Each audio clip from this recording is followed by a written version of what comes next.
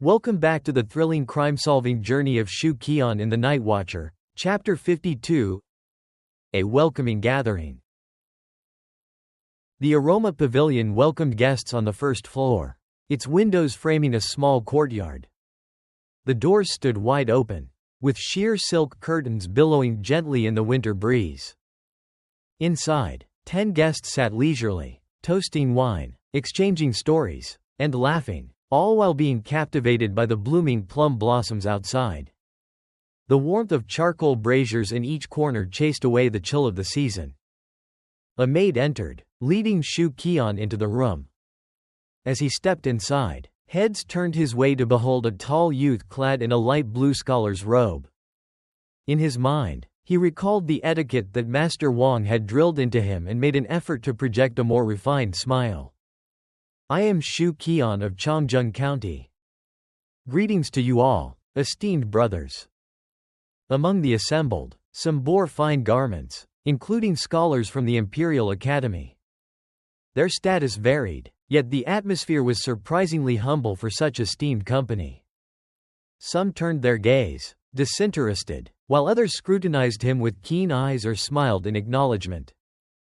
In contrast to the past, if Lady Fu Huang had been here before, the room would have been abuzz with excitement. Now, it seemed the officials of Dayang were well-mannered and restrained. Xu Qi'an settled himself at a table, his attention drawn to the hostess Fu Huang, the radiant beauty responsible for entertaining guests.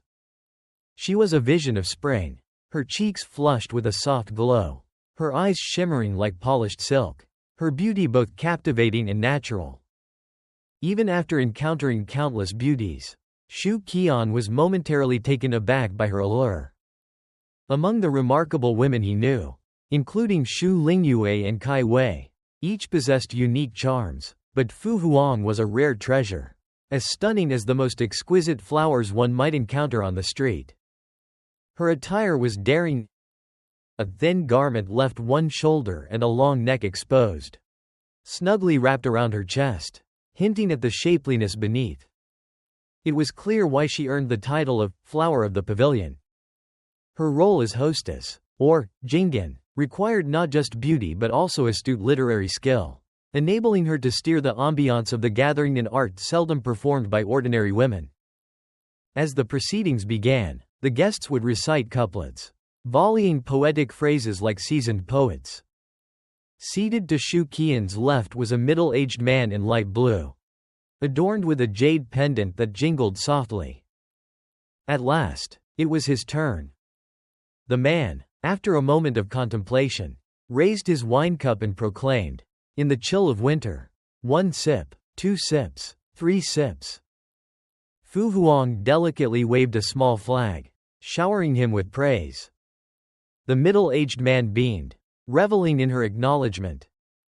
This is precisely why the role of Jinggan necessitated high cultural attainment.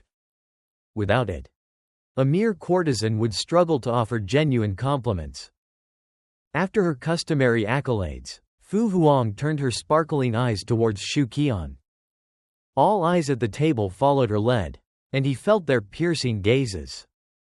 While he was no maestro of couplets, he stifled a wave of anxiety within him. Gazing at the plum tree outside, an inspiration struck him. He lifted his cup and, with an air of unhurried poise, boldly announced, "Amidst the moonlit night, the foliage sways with the plum blossoms." "Bravo!" The room erupted in admiration, their initial uncertainty replaced with delight, acknowledging his competitive spirit and recognizing him as an intellectual equal. Fu Huang joined in the applause, her response courteous but somewhat perfunctory, dismissively turning away once she had said her piece. Xu Qi'an keenly observed the nuances of her behavior, drawing upon his knowledge of behavioral psychology. He concluded that she regarded the guests here with mild disdain, feigning patience as she bore their company. At that moment, another maid stepped inside, guiding yet another guest, a strikingly handsome youth with alabaster skin, cool eyes, and full lips that turned up at the corners, a vision of ethereal elegance. Exclamations of surprise rippled through the room as even Fu Huang seemed momentarily captivated. The young man swept his gaze across the room, his expression freezing in shock before settling on Xu Qi'an. Xu Qi'an's heart fluttered unsteadily. "What a coincidence," he managed to say, his voice laced with incredulity. "Truly a coincidence," the youth echoed, equally taken aback. "Do you two know each other?" the middle-aged man beside Xu Qi'an inquired. Astonished. It was more than a mere acquaintance. This young man was Xu Tiannian, his younger brother. Suppressing the wave of awkwardness and embarrassment rising within him, Xu Qi'an forced a calm smile. "We have crossed paths a few times. I didn't expect to see Xu brother here. We met in Changzheng County." With intent, he introduced himself, nudging Xu Tiannian to use an alias. It was one of the most fundamental rules of evasion. Though Xu Tiannian lacked this awareness, he was quick to grasp the meaning. He clasped his fists in salute, saying, "I am Xu Pingzi, a scholar from Changzheng County." Following the maid's guidance, he took his seat. Xu Qi'an mused, "Would you take my name and the reputation I've built and transform it into something of your own?" The wine games continued into the night. After a while, yet another pair of arrivals entered, one a distinguished young man in a thick azure cloak, garnished with a jade pendant and wearing a small green hairpin, impeccably handsome and poised. The other was tall and robust, clad in opulent fabrics that exuded a fierce merchant's presence entirely distinct from that of a scholar. As they stepped into the tea room, the formidable middle-aged man stopped in his tracks, his expression akin to stone. Xu Qi'an couldn't help but find amusement in the situation, while Tan Nian seemed equally stupefied. The maid, noting that the guests weren't following her, turned with an inviting voice. "Gentlemen, please this way." With a reluctant sigh, Xu Pingzi stepped further inside. As they sat, the three men discreetly avoided glancing at one another, maintaining a formal posture, their gazes focused yet preoccupied. "So, this is what it feels like to be caught up in the world of temptation while surrounded by family. What a disgrace," Xu Qi'an mused internally, aware that he was not the only one feeling the shame. It was peculiar. As the game continued, Xu Pingzi kept on point, though Xu Qi'an fluctuated between engagement and rebellion, occasionally pausing and suffering the consequences of his choices. Xu Pingzi abstained from drinking altogether, drawing discontented glances from the other guests. "A waste of money," Xu Qi'an silently grumbled to himself. Tan Nian felt similarly uneasy, worried about their unremarkable impressions. The enchanting Fu Huang had become disinterested in both brothers. It didn't help that a rival was seated among them. The dashing youth in the azure cloak was a scholar from the Imperial Academy, displaying extraordinary talent despite his late arrival. His presence overshadowed others, and Fu Huang's attention had already begun to drift towards him, her gentle expressions a telltale sign of her admiration for his skills. With an air of confidence, the young scholar raised his cup and announced, "For tonight, allow me to offer the first line." No one objected. Fu Huang smiled encouragingly. "Please proceed, young Master Zhao." Looking around, he spoke, "The pine leaves, bamboo leaves, all shine in green." "Oh, a rhyme?" someone gasped from the table. "Pine leaves, bamboo leaves, how clever." "Very clever." The compliments poured forth, praising young Master Zhao as an accomplished scholar. Xu Qi'an's brow furrowed as he met Tan Nian's gaze. Both brothers shared a sigh of defeat. This wasn't how things were meant to go. Xu Tiannian had hoped his older brother would shine in these literary battles. But the evening didn't favor them. The gathering, a mere game of wits, had turned into a display of their shortcomings, leaving the brothers outmatched. The beauty, Fu Huang, trying hard to maintain the atmosphere, stood to excuse herself. "I am feeling a bit fatigued and will retire early. Please, indulge yourselves." And with that, The night's festivities drifted to a close. As the guests waited with bated breath, a sense of nervous anticipation filled the air. After the passage of time marked by another few sips of wine, a maid finally arrived with the announcement. Madam invites young Master Zhao to her quarters for tea. Regretful murmurs echoed around the room as some congratulated the young scholar. Young Master Zhao wore a smug smile of triumph, leaving Xu Qi'an and his brothers fidgeting uneasily at the table. Chapter 53. The art of poetry is for trade, not flamboyance. What do we do now? The three of us have already spent 30 taels of silver here. And even if we just slept with the maid servants, we might as well have done so with half a dozen people. Xu Tian exclaimed, his brow furrowed with frustration as he turned to his father. Liang, think of something. It's not just a matter of money, Xu Pingzi replied. The real issue is that we haven't gotten any useful information. Both brothers cursed quietly under their breath. Xu Tian looked at his father. What do you expect? We came here hoping for some luck. And now look at us. Can't you see that? His tone was sharper than usual, reflecting the anxiety they all felt. It seemed they were in for a heavy loss this time. The money was merely a secondary concern. The heart of the matter was their inability to gather any intelligence. As they watched young Master Zhao being escorted away by a maid, Xu Qi'an suddenly recalled the famous moniker of the courtesan, Fu Huang, the dual talents of poetry and music. He called over a waiting maid.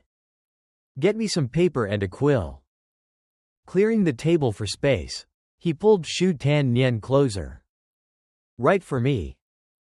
Without hesitation, Xu Tian sat down earnestly, taking up the quill. Xu Qi'an whispered his thoughts. The breeze whispers softly, as fond memories drift toward the courtyard. Xu Tian's hand flowed effortlessly across the page, capturing the essence of Xu Qi'an's words. The first shadows dance gently upon the clear water, and the faint fragrance sways under the moon at dusk. Xu Tian paused, his eyes widening as if he were frozen, his mouth mumbling the last two lines repeatedly. Write faster. Xu Qi'an nudged him impatiently. Startled back to the task, Xu Tian grimaced but hurriedly finished. Xu Qi'an snatched the paper from him and turned to the maid. Take this poem to Lady Fu Huang. Hurry, I'll be waiting here. The maid hesitated but, with a few coins slipped into her hand, hastened to obey. In the main sleeping chamber, 4 screens shielded a large tub. Steam curled lazily around the ceiling beams. Fu Huang lounged in a bath filled with rose petals, her long black hair pinned high, revealing a graceful neck. Droplets of water clung to her shoulders, glistening in the candlelight. Lady Fu Huang, young Master Zhao is waiting in the tea room next door, one maid announced, complimenting her radiant skin. What of him being a scholar? Fu Huang chuckled, splashing a little water playfully. With his literary talents, there's a chance he might pass the imperial examination. The maid giggled softly. I knew you'd prefer someone with talent over those pretentious fools like Chu Li who flaunt their connections. Indeed, he may prove to be a noteworthy figure. Perhaps you could even forge an enduring tale together, the maid suggested, an ambitious glint in her eye.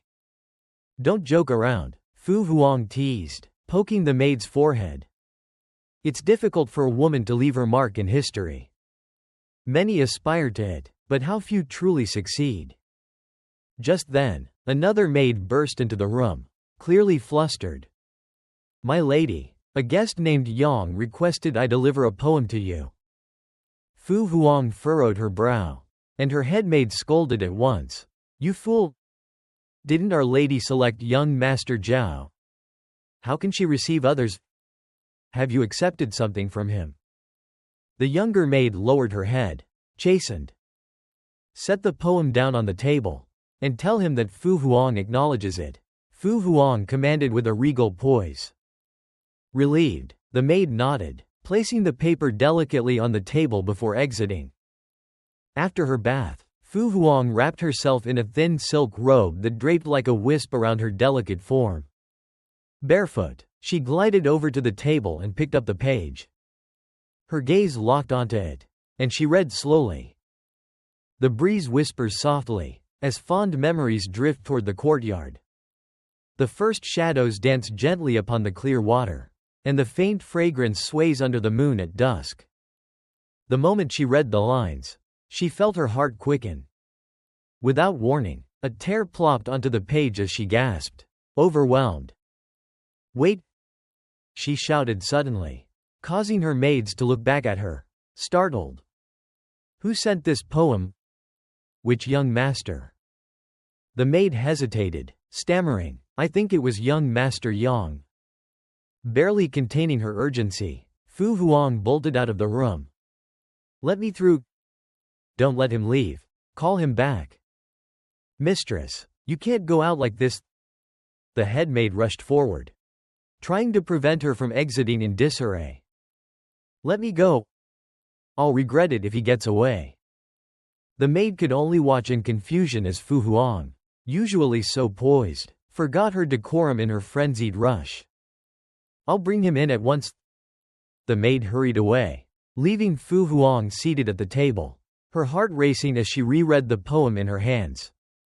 The first shadows dance gently upon the clear water, and the faint fragrance sways under the moon at dusk. Tears streamed down her cheeks, and she collapsed onto the table, sobbing uncontrollably. Meanwhile, in the outer room, some guests had left, while others remained. As the current gathering concluded, patrons had two choices: move to a different courtyard for the next event or choose from the maidens available for company. "Fu Huang hasn't fallen for your tricks, has she?" Xu Pingzi observed, concern etched on his face as he looked at his nephew. They had sent the poem, only to receive a polite brush-off in return. It was clear that Xu Qi'an's attempt had not struck a chord with the courtesan. Xu Tan Nian chuckled cynically. "She's just a woman. How could she understand the beauty of poetry?" Xu Pingzi fixed his gaze on his son. Was Ning Yan's poem truly that impressive? Though filled with youthful arrogance, Xu Tan Nian knew well enough that in terms of poetry, he was humbled by his older brother's talent. It was incredible, breathtaking. His father couldn't fathom it either. Xu Qi'an's confidence in his composition had convinced him it would impress anyone. It was a renowned poem, especially the last two lines, which extolled the plum blossom to sublime heights. Even in silence the falling dew brings forth eternal renown. It read the very lines that had made the work famous. Such verses had gained immortality, recognized by great poets like Ouyang Shu and Sima Qian. Xu Qi'an had utterly forgotten the name of its author. "It makes no sense she would refuse to meet me. If I'd given this poem to the two renowned scholars at the Yunlu Academy, they might have even adopted me as a disciple." He thought about the possibility that this courtesan, known for her dual talents of poetry and music, truly meant it. She had likely been skilled in more than just beauty and charm. But there was a nagging detail that didn't sit right. If Fu Huang was merely seeking notoriety through her allure, she wouldn't be acknowledged by the literary circles. Unlike the talentless performers of his past life who bribed their way to fame, the courtesans of this era had genuine skill. "While we bemoan our luck, let's see what the head maid wants," Xu Pingzi said as a flurry of activity drew closer. The head maid who attended Fu Huang rushed in, scanning the room nervously until she spotted Xu Qi'an, visibly relieved. She hurried toward him, bowing softly. "Young Master Yang, you are the poet." The three members of the Xu family exchanged glances, feeling a weight lift from their shoulders. "I am," Xu Qi'an nodded. The maid's face lit up with a respectful smile. "My lady requests your presence." Calmly, Xu Qi'an nodded and followed her towards the inner chamber, while curious onlookers buzzed amongst themselves, whispering about the unexpected invitation. Why does he get to enter? What's going on? Just earlier, they were discussing poetry, grumbled a middle-aged man with the air of wealth, approaching Xu Tiannian and Xu Pingzi. What did this Fu Huang girl mean by inviting him? What was written? 000. Liang Huo Jane, also known as the Hermit of West Lake, was a poet from the northern Song dynasty known for his solitary life at West Lake, raising cranes and cultivating plum trees. His poetry, particularly the early plum bloom, embodies the essence of a reclusive poet entwined with nature. Even in silence the falling dew brings forth eternal renown. Chapter 54. The Hand of Fate. Xu Tiannian sat in silence while his father, Xu Pingzi, surveyed the middle-aged man across the room, shaking his head. I only wrote a few lines in passing. The young master mentioned his calligraphy wasn't great, and I simply asked him to help me with the writing. Xu Tiannian's uncle, Xu Erlang, adopted a facade of indifference, deliberately distancing himself from their family's affairs. This only piqued the curiosity of those present, who turned their attention to him. Xu Tiannian brushed off their interest, his posture suggesting he was merely an observer, refusing to engage. The middle-aged man's irritation grew palpable, and with an exasperated flick of his sleeves, he retreated to his corner. Xu Pingzi had intended to linger, casting a surreptitious glance at his son. They exchanged knowing looks and soon found themselves exiting the Shadow Plum Pavilion. It's best we leave. If they realize we're all connected, it could spell trouble, Xu Pingzi advised. I understand. Xu Tiannian nodded, the cold night air sending a shiver through him. Inside, a charcoal heater provided warmth, but stepping outside exposed him to the stark chill. Xu Pingzi frowned as he gazed at his son. I wanted to stay for a while longer and see what those attendants could offer. A few coins would secure a decent company for the night. He hesitated, remembering a similar venue down the street where the cost was only 5 taels of silver, covering both the company and refreshments. It was a far more appealing alternative. Xu Pingzi paused mid-sentence, then noticed his son's lack of curiosity about his choice of words. Surprised yet relieved, he contemplated his son's diligence. Xu Erlang handed over a piece of silver, a bar worth 5 taels. Take this.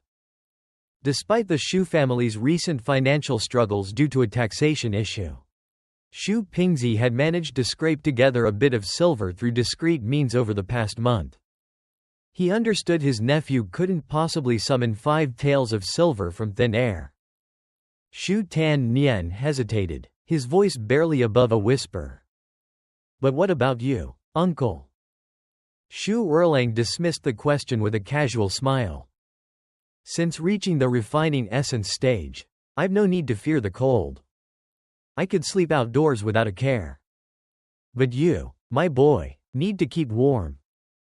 Xu Tiannian tucked his hands into his sleeves, hunching over slightly against the biting wind. He stared at the 5 tael silver bar before shaking his head resolutely. I can't take it. Determined, Xu Erlang insisted. The two men found themselves in a silent standoff until the silver bar slipped from Xu Tiannian's cloak and clattered to the ground, perfectly intact. Both father and son stared at the bar in shocked silence. Inside the room, a maid gently pushed open the door, signaling for Xu Qi'an to enter while remaining outside. Young Master Yang, please come in. As the wooden door creaked open, a fragrant warmth enveloped him. A rich tapestry adorned the floor, intricately woven and rare, depicting vibrant lotuses and ethereal clouds.